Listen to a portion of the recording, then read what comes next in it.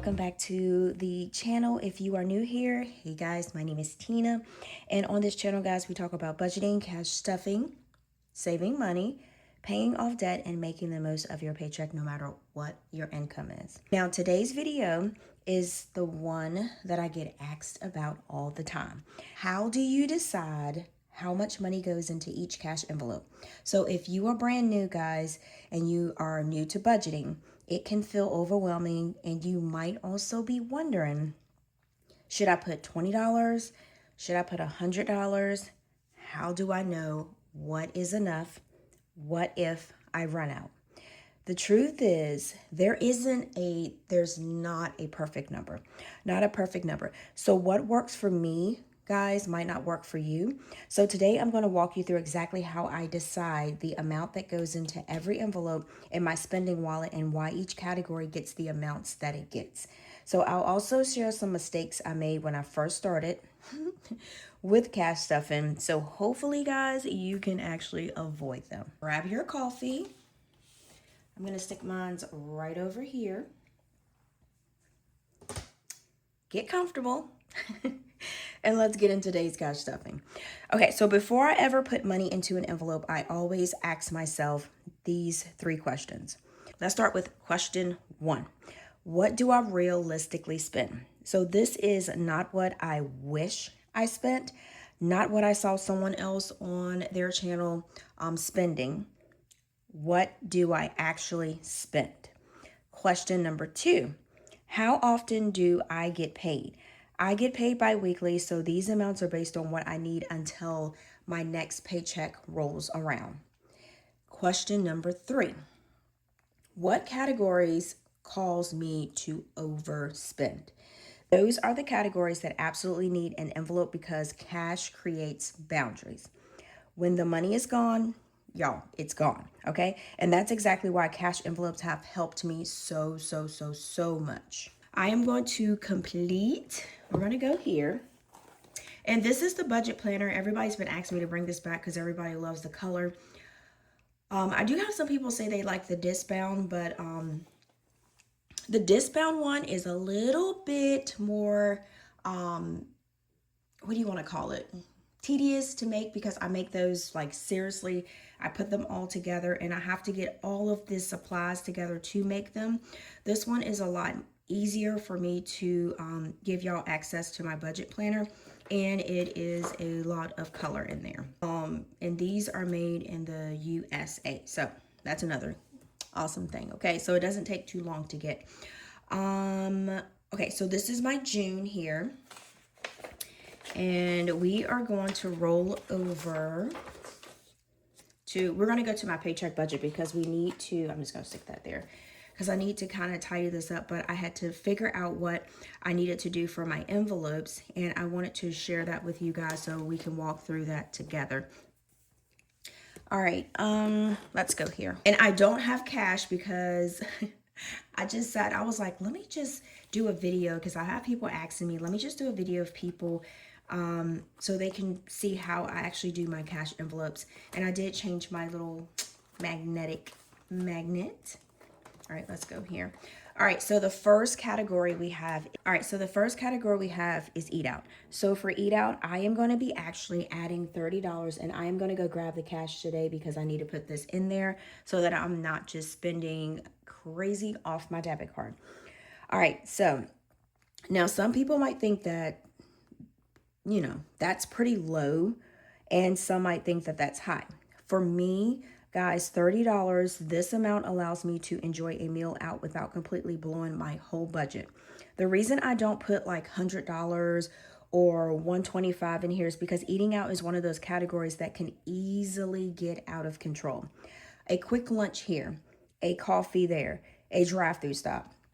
And I'm not saying don't get coffee, but if you keep stopping every single day, that stuff adds up. That's for me. And before you know it, you spent $100 without even realizing it. So I intentionally keep this category lower, and it forces me to be a lot more intentional because I will definitely be like, I'm not paying $15. I'll go home and make me a burger, or I'll go get a pack of hamburger for $10 and have more than one burger to eat later on or for the next day because I eat leftovers. If you don't eat leftovers, let me know. I love some leftovers. So that's what I got for that. Okay, so next we have, and then my envelopes, guys, I switched my binder out. I wanted to, I don't know. I wanted to try my bigger one, then I wanted to do my little one. It's okay to switch your binders out. It's not a big deal.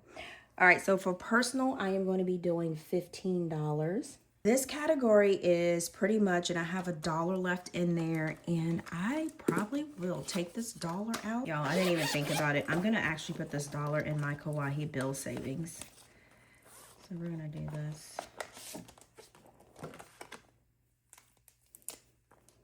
We're gonna do $1.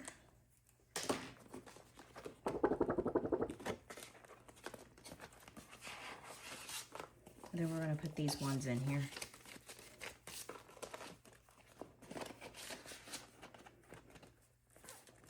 All right. That was not planned. All right. So, like I said, this category is for things that are just for me. So this could be like a drink, a small treat, clearance finds. I love some clearance. Dollar Tree finds and craft supplies. So this is pretty much my guilt-free spending money. I think every budget should include a little bit of fun because when budgets are so restrictive, most people quit and it just gets overwhelming. So giving yourself a small amount of freedom helps budgeting feel sustainable. All right. Next, we're going to do groceries, household. I don't put any cash in here. So my tracker is a little bit off because remember I switched to my other wallet and I have a tracker in there. So we're going to actually start with, what's today's date? So we're going to do add cash. And this one right here, I'm going to do 120. So, and I don't have the 33 in there because this is an old tracker. All right, so with this one, I actually keep the money in my checking account because I do cashless in this envelope, and sometimes I'll do pickup orders or you could do delivery. So with this, I pretty much pair it with this because I like to keep my grocery list, so when I do get my groceries, when they put them in the back of the car and I get inside, I go through everything and check off to make sure that nothing was left out. So this right here, I pretty much pair it with all of my cashless envelopes that I have. So that's what I have for that. Which makes it a lot more easier because like I said, this covers my milk, bread, produce, snacks, cleaning supplies, toilet paper, laundry detergent. So I look at my previous spending habits and average what I typically spend. And that's why I said this book is pretty darn useful because I can go back and say, hey, I spent $90 on groceries. Because the biggest mistake beginners make is just doing guessing. And I try to act like I don't be guessing, but I used to be guessing all the time. So instead, what I do is I look back at my receipts from the last month. I utilize my shop book to see what I've spent. Your spending history will tell you exactly what you need. So remember that budgeting isn't punishment. It's simply giving every dollar that you have a job. All right. Next we have, and we're going to do 120 here. All right, so next we have miscellaneous. So miscellaneous, this is one of my favorite envelopes, and I do have cash in here. I have a 50, 1, 2, 3, 4, 5, 6. Oh, 3, 4, 5, 6. I'm going to put this $6 in here. So we're going to add to that. Back in here again, guys. All right. So I think what I'm going to do is once I finish this one, I'm going to move over to the next one. All right, so we had 6. 1, 2, 3, 4, 5, 6.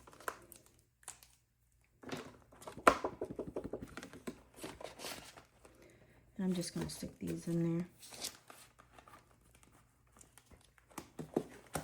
there. We're just going open and closing, open and closing. All right. So this one, I am going to be putting $20 more in here. 50, I'm going to take this and move this to my checking account. So that's what I'm going to do for that. Because for miscellaneous, guys, life happens. Things pop up. I took my Life Happen envelope. I didn't make another one because this was my older binder, so I didn't make an envelope for that. But this is kind of like my Life Happens envelope here, which is the unexpected expenses that you guys know happen all the time. So this could be also like school events, birthday cards, last minute items, unexpected fee. So pretty much having a miscellaneous category keeps me from reaching for my credit card. And this envelope has actually saved my butt more than a couple times. All right. So next we're going to do Splurge. And Splurge, we are going to be doing $20. All right. This envelope is different than personal. Splurge is for something I simply want. So not need, maybe, like home decor. All right. We got Hello Kitty items. Y'all know I love Hello Kitty. Cute planner accessory, fun clearance funds. So when I want something fun, I use this envelope. When it's empty, I wait until next payday, guys. And that is just plain and simple. Plain and simple. Next, we have gas. So my gas envelope, I'm going to be actually putting $50 in here. And I put low amounts in here because I live close to work, Aiden's daycare, and all that extra good mess. So this makes it a lot easier for my gas, and my car doesn't take a lot of gas. So it's pretty good on gas. So gas pretty much is one of those categories that's essential. So like I was saying, I have to get to work, I have to run errands, I have to get to the post office.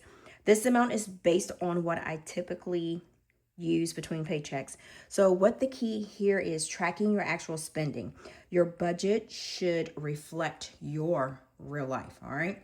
Not somebody else's, but it should reflect your real life. Y'all, we are moving straight along here. Okay, so next we have my McDonald's envelope, guys.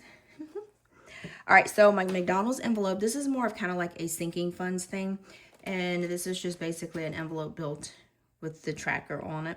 So we're going to be adding $10 to this. Now, I know some people combine all fast food together, but I personally enjoy separating certain categories because it helps me see where my money is going.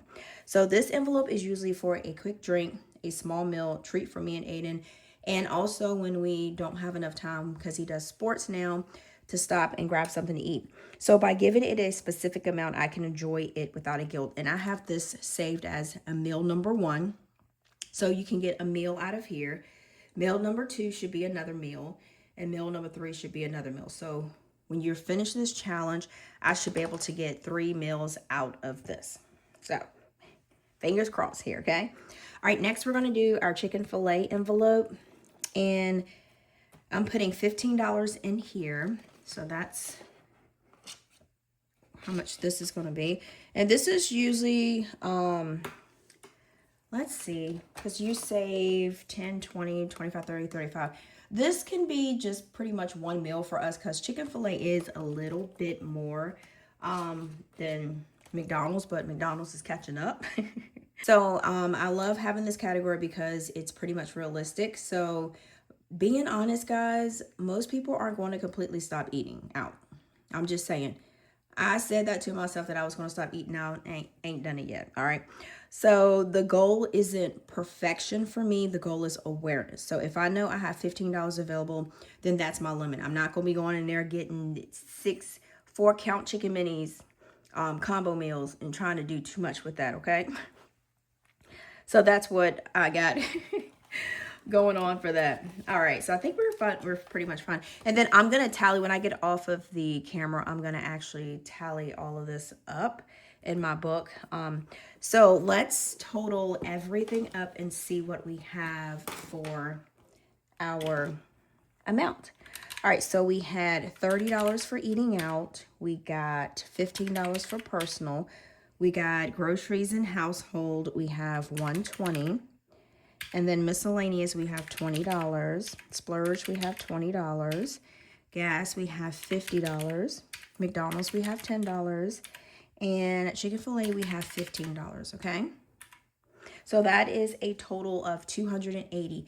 Now, the $280, when I get the cash today, I only have to grab actually $110 because the groceries is cashless and the gas is cashless because I just go tap my card and just be on my little way.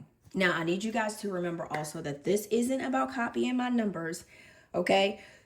Do what works for your budget. It's about creating numbers that fit your life. But take this and kind of tweak it to your own. And so that way you can get the perfect cash envelope breakdown that you need for each paycheck. And it's not going to always stay the same. It's going to change. So if you're just starting cash stuffing, here are my biggest tips, guys, okay? So number one, start small. Number two, track every dollar. 3, adjust every paycheck. 4, don't compare your budget to someone else's, okay? And number 5 is to give yourself grace. Your first budget won't be perfect. Mine wasn't either, and it still ain't perfect. Budgeting is a skill, and every paycheck is another opportunity to improve. So, hope this helped you guys out for just starting out. So if you found today's video helpful, guys, let me know down in the comments. Which cash envelope do you struggle with the most? So is it like eating out, spending, personal spending, groceries, or maybe impulse purchases? I love to hear from you guys.